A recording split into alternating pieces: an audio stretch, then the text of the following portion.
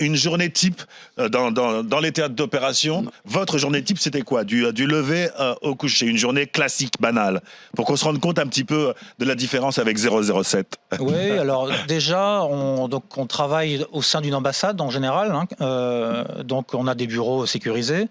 Et quand on est chez soi, on n'est pas dans un sanctuaire. Les services locaux peuvent très bien décider de rentrer chez soi, chez nous, voler nos disques durs. Donc on ne ramène jamais. Poser des micros, bien sûr. Donc on ne parle pas de choses sensibles chez soi, on ne ramène jamais du travail à la maison. Donc le matin, on part de chez soi, on n'a rien dans les poches, et puis on rentre à l'ambassade, on rentre dans son bureau, on prend connaissance des messages qui sont tombés dans la nuit. On prépare son emploi du temps, on va rencontrer des sources sur le terrain, on fait un itinéraire de sécurité pour être sûr qu'on n'est pas suivi. On rencontre notre source, on lui pose des questions, on la relance, on lui dit tiens, attends, le général, là, il faut que tu saches quel est son fils, je veux avoir le numéro de téléphone. Ouais. Voilà.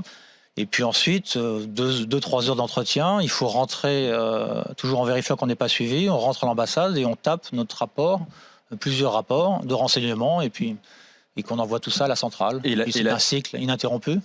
Et la suite, vous l'aurez en lisant le livre d'Olivier Mas, alias Beryl 614, Profession espion, aux éditions Houellebecq.